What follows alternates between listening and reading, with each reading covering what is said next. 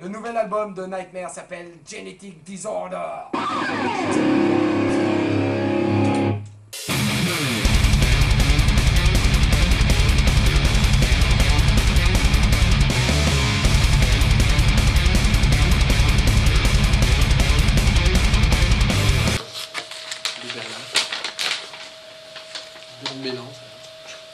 Alors tout d'abord bonjour.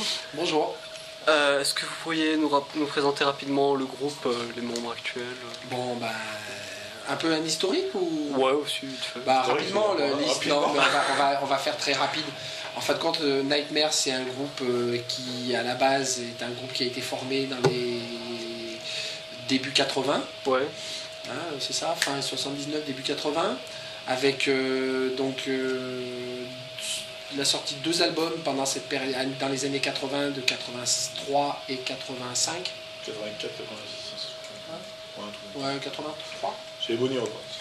Voilà, donc 2 albums, quelques tournées, quelques concerts à l'étranger, quelques festivals en France aussi. Il y avait le France Festival des années 80, je ne sais plus quelle année, 85. Voilà. Et un split. Ouais. Un split en 87. Ouais, 87. Ouais, j'étais plus là donc. Ouais, Voilà, donc un premier split à ce moment-là. Donc là, ce soir, vous avez donc les 2 anciens. Donc Yves 65 ans. 74 ans. 74 ans. Et Joe 25. Il avait 8 ans de plus que moi, c'est 82. Ben oui, c'est ça, 72 pendant qu'il... Enfin voilà, donc les papis. Les 2 papis et puis les plus jeunes qu'on fait bosser du coup. Parce que, qu'on est musclés.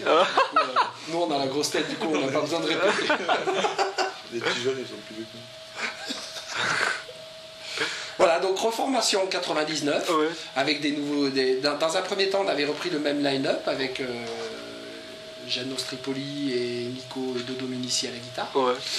Et donc, on est reparti l'aventure, album, concert, tournée.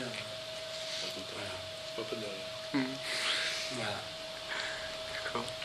Donc, ravi en tout cas d'être là après tout ce temps. Et Ouais. surtout de faire des albums, d'être toujours en contact avec le public. Donc, c'est un réel plaisir. Ouais, surtout d'avoir évolué. Ouais, musicalement. surtout voilà, d'avoir... Je pense... Ce qui a fait que ce retour n'était pas un retour... je veux dire... que ce retour a réussi, en fin de compte, c'est qu'on a su se remettre en question et en fin de compte évoluer avec la musique qu'on écoute aujourd'hui. Ouais. On n'écoute plus de la musique des groupes des années 80, hein, même si on est de cette période-là, aujourd'hui on est resté... on écoute de la musique d'aujourd'hui. Du coup, dans nos influences, on est quand même bien influencé par ce qui se fait actuellement. Plus l'apport des genoux qui fait que aujourd'hui Nightmare est quand même un groupe des années 2000 et quelques, quoi. Bah ouais. Pas un groupe des années 80. Ouais, déjà rien que le choix de votre producteur là. Voilà, c'est des choses auxquelles on tient beaucoup. Ouais. Le choix des producteurs et heureusement qu'on a notre maison de disques qui nous suit dans ce domaine, quoi. Qui nous permet de travailler avec des pros, avec des gens qui tiennent la route. Oui. Alors vous avez sorti récemment un album intitulé Genetic Disorder. Alors tout d'abord, que symbolise la pochette? Est-ce qu'elle rejoint le nom de l'album? Oui, tout à fait. Ouais. La pochette, en fin de compte, c'est un peu un hasard, mais on a laissé travailler un Suédois qu'on avait apprécié, qu'on a connu par Internet, par son site Internet. Alors son nom... Par Olofsson. Voilà, par Olofsson. Un très très bon dessinateur, et du coup il nous a proposé plusieurs trucs et on est tombé amoureux d'un travail d'une ébauche qu'il avait faite, et on lui a demandé de travailler dessus de façon un peu libérale, hein. On lui a laissé pas mal de marge, et du coup on se rend compte que quand on regarde la pochette, on est tombé amoureux de ce qu'il nous a proposé, hein, qui nous a proposé le truc, on s'est rendu compte qu'on pouvait faire un parallèle avec la pochette précédente, Dominion Gate, qui traite un peu du même sujet avec peut-être une transformation dans le temps, en tout cas une transformation de l'être humain, en négatif, voilà, quelque chose de beaucoup plus sombre que de Dominion Gate, ce personnage de Dominion Gate qui était plutôt un signe d'espoir avec ce personnage qui tenait la flamme. Là, du coup, justement, c'est un personnage qui est complètement modifié génétiquement et qui est là devant cette ruine de l'ère humaine, quoi. Donc cette ville en destruction un peu en fond de page. Du coup, on peut faire un parallèle avec les deux trucs. Et ça tombe bien parce que du coup, nous aussi, on a fait un parallèle sur un des morceaux qu'on a appelé Dominion Gate 2. Qui, à la base, c'était surtout parce que l'atmosphère qui s'y dégageait de ce morceau nous a rappelé l'atmosphère de l'autre morceau, Dominion Gate. C'était aussi un peu hasard. Et on s'est dit, écoute, si on aime bien, il y a vraiment des trucs qu'on a envie de garder. On ne voulait pas l'enlever uniquement parce qu'il était un peu dans le même esprit. Du coup, on l'a nommé, on a fait un petit parallèle un petit peu, on l'a nommé de la même façon, et même le texte est un peu une suite du texte qu'il y avait sur Dominion Gate. Bon, ceci dit, le reste de l'album, il y a des sujets très divers c'est pas un concept album, hein, on n'a pas voulu repartir sur un concept. On n'a pas voulu s'enfermer dans un concept parce qu'on se rend compte qu'on s'enferme beaucoup. C'est un gros boulot et pour faire ressortir un concept, il faut être très bon et peut-être qu'on n'est pas assez. On l'a fait une fois.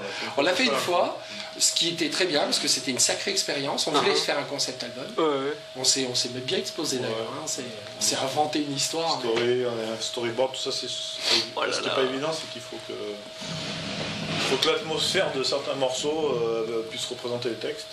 Et donc il colle au passage t'es coincé des fois dans des choses quand tu fais un concept, parce que si tu as un riff à un moment qui est un peu plus joyeux, il va pas coller avec le texte, et comme ça suit, c'est un très très gros travail en place qui est pas du tout le même quand on fait des morceaux. On peut faire des morceaux après puis choisir le thème en fonction de l'atmosphère du morceau, on est libre. Là on n'est pas libre quand on fait parce qu'il y a un lien entre chaque morceau. Bien sûr. Et puis même des fois on a dû faire des concessions parce que des morceaux qu'on voyait plutôt en première partie ont dû être calés en fin parce qu'au niveau de l'atmosphère que dégageait le morceau, du coup on était un peu enfermé dans quelque chose. Et du coup c'est pour ça qu'on n'a pas réitéré l'expérience. C'est pas uniquement parfait. Beaucoup de travail. Mais c'est surtout qu'après on est enfermé dans quelque chose qui est parfois un peu désagréable. On a dû enlever des morceaux parce qu'ils ne correspondaient pas à l'atmosphère du truc. Donc là on avait une grosse liberté là quand même. Et il faut faire un concept, il faut garder quand même l'atmosphère générale une cohérence de l'histoire. énorme. C'est pas évident. Les morceaux collent. C'est pour ça qu'on a fait un gros tri.